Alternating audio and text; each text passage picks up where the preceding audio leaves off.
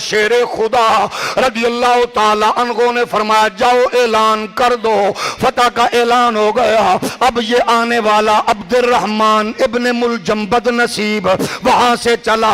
اب سنیے موسیقی کے دلدادہ حکمرانوں سے کہنا چاہتا ہوں اور اپنے آپ کو موسیقی روح کی غذا کہنے والے بد نصیب معاشرے کے افراد سے کہنا چاہتا ہوں یہ موسیقی کتنی گھٹیا ہے، یہ گانا باجا کتنا خطرناک اور کتنا غلاظت بھرا گئے۔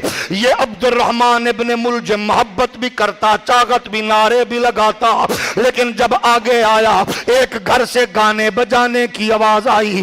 اس نے جھانک کے دیکھا، اندر سے سریلی عورت کی آواز جو آ رہی تھی، مست ہو گیا۔ یہ بھی سننا نعت کی آواز کو عورت کی تب بھی جائز نہیں ہے، نعت کی آواز کو عورت کی باگر جائے تب بھی جائز نہیں ہے۔ اے محفل میلاد کا اہتمام کر کے بیبیوں سے سپیکر پہ نعتیں سننے والوں اس حرکت سے باز آ جاؤ، یہ ثواب نہیں ہے، اللہ کا عذاب ہے، یہ شریعت کا یہ شریعت سے روگردانی ہے۔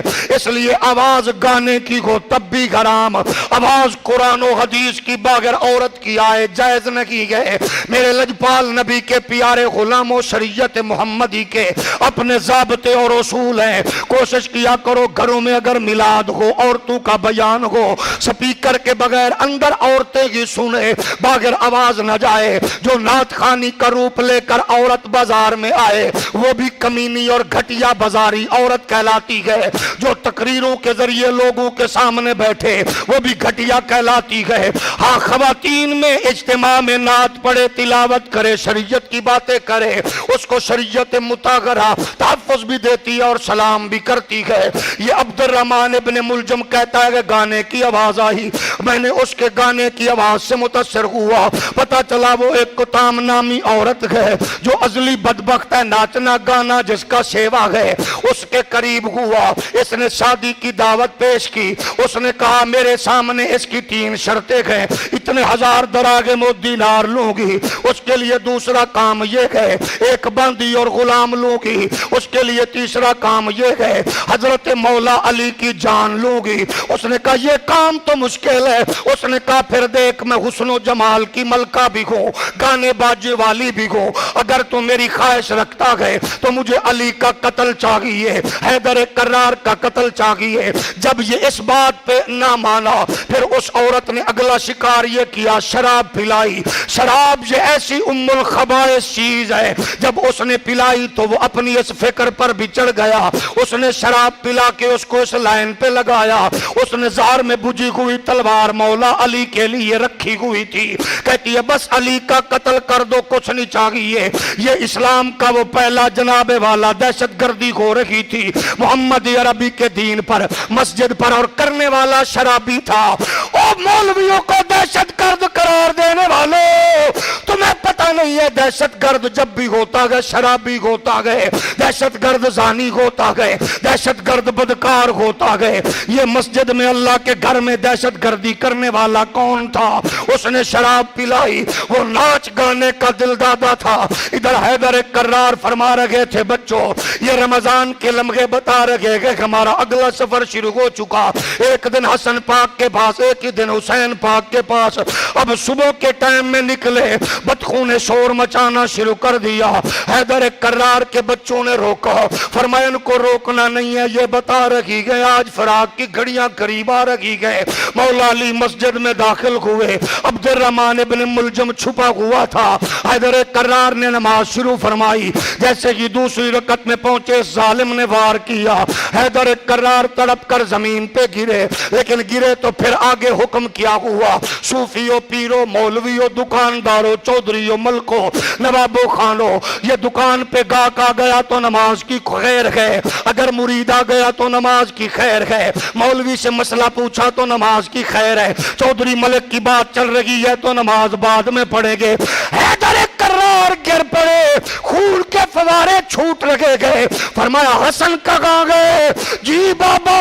فرمایا پہلے مجھے نہ سنبھال, نانے کا مصلی سنبھال. مصلی پہ مصطفیٰ کریم کے شریعت کے مطابق اس قوم کو نماز پڑھا دے. میرے لجپال نبی کے پیارے غلاموں, حیدر کرار کو گھر لے کے آیا. فرمایا پکڑ لیا گیا عبد الرحمن ابن ملجم کو. فرمایا اگر میں زندہ رکھا تو یہ سن لو, جو کھانا مجھے دو اس کو بھی وہی دو. آج لنڈے کا انگریز ہمیں تہذیب سکھاتا گئے, محمدی آنٹی کا ناجائز بیٹا ہمیں دین سکھاتا گئے. آج شریعت اور اسلام پر بھونکنے والے ہمیں بتاتے گئے یہ مصطفیٰ کی شریعت ہے. حیدر کرار قاتل کے بارے میں کہہ رکھے گئے جو مجھے پلاؤ اس کو پلانا, جو مجھے کھلاؤ اس کو کھلانا. اگر میں جاں بحق ہو جاؤں تو سن لو, ایک وار کرنا کیونکہ اس نے مجھ پہ ایک وار کیا ہے. میرے کریم آقا علیہ السلام کے پیارے غلاموں, حیدر کرار نے وصیت ارشاد فرمائی. فرمایا بچوں کو آپ نے ارشادات فرما دیے. فرمایا رشتہ داروں سے حسن سلوک کرنا, بہنوں سے پیار کرنا, بھائیوں سے شفقت کرنا, حسن حسین کا خیال رکھنا, حسین زینب ام کلثوم کا خیال رکھنا, اپنے بچوں کا خیال رکھنا. او میرے بیٹو تم میرے آقا کی امت کا خیال رکھنا. جگہ جگہ تکلیفیں آئیں گی, صبر و استقامت کے کوگے گراں بن جانا. ہم چلتے ہوئے کربلا کی جانب جا رہے تھے, وہاں قافلہ رکا تھا. مجھے پتا چلا گیا آپ کو وہاں بھوکا پیاسا شہید کیا جائے گا. حسین ہمیشہ خیال رکھنا. میرے کریم آقا علیہ السلام کے پیارے غلاموں, حضرت مولا علی نے وصیت ارشاد فرما دی. فرمایا میرے جنازے کا اہتمام کرتے ہوئے حسن تم پڑھانا. اب جنازہ ادا کر دیا گیا, اب لے کر چلے. حضرت جناب مولا کائنات کو دفن کر دیا. فرماتے ہیں جب واپس آنے لگے 19 کو یہ حملہ ہوا, 21 کو مولا علی نے جام شہادت نوش کیا. فرماتے ہیں واپسی آتے ہوئے ایک بوڑھا لاچار لاغر و نحیف بابا ملا. کہتا ہے بزرگوں مجھے بتاؤ, آج مجھ پیاسے کو, پریشان حال کو, مصیبت زدہ کو 3 دن ہو گئے کوئی گلے نہیں لگا رکھا. کہا کون ہو بابا؟ کہتا ہے بھوکا پیاسا ہو, زمانے کا ستایا ہو. ایک بزرگ آتے تھے روزانہ مجھ سے باتیں کرتے تھے, میرا دل بہلاتے تھے اور آ کے کہتے تھے آج مسکین کے پاس آ گیا, آج غریب کے پاس آ گیا. اس کی باتوں کی خوشبو مجھے زندگی میں تر و تازگی بخشتی تھی. حضرت امام حسن نے فرمایا بابا جس کی تو بات کرتا ہے وہ تو مولا علی تھے, ہم دفن کر کے ابھی آ رہے گئے. کہتا ہے مجھے ان کے مزار پر انوار پہ لے چلو. وہاں گیا تو اس نے ایک چیخ ماری, اس کی روحی کفس عنصری سے پرواز کر گئی.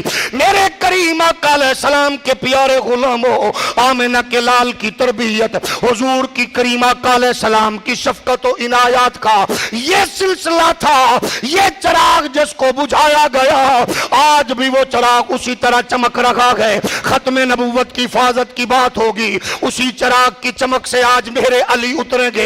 عقیدہ ختم نبوت کے تحفظ کی بات ہوگی. امام علی الحق خاندان چھوڑ کے سیال کوٹ میں ڈیرا لگا کے حضور کی شریعت کا جھنڈا اونچا کریں گے. دین کو ضرورت پڑے گی 90 لاکھ لوگوں کے دلوں کو اس کے مصطفیٰ کی خوبصورت لائٹیں حضرت خواجہ غریب نواز فراہم کریں گے. رو روجہ کی بدماشی ہوگی, راوی کے کنارے پہ حضرت داتا گنج بخش علی حجویری ڈیرا لگا کے محمد عربی کے دین کی شمع جلاتے نظر آئیں گے. یہ ہے وہ تصور جو تربیت مصطفی سے آگے چلتا ہوا نظر آیا.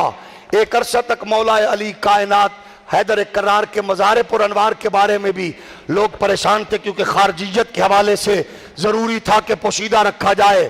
یہ عقدہ کب کھلا؟ جب خلیفہ ہارون الرشید شکار کے لیے ہرنوں کا شکار کرتے ہوئے آگے بڑھے. ہرنی کے لیے کتے اس کے ساتھ تھے, لوگ اس کے ساتھ تھے. تو خلیفہ ہارون الرشید آگے بڑھے تو ہرنی نے انہوں نے جا کر ایک جگہ پر پناہ لے لی. کتے دور کھڑے ہو گئے. ہارون الرشید نے پوچھا یہ کتے آگے کیوں نہیں جا رہے؟ انہوں نے کہا کیونکہ ادھر مزار ہے مولا علی کا اور کتے کبھی مزار پر نہیں آتے.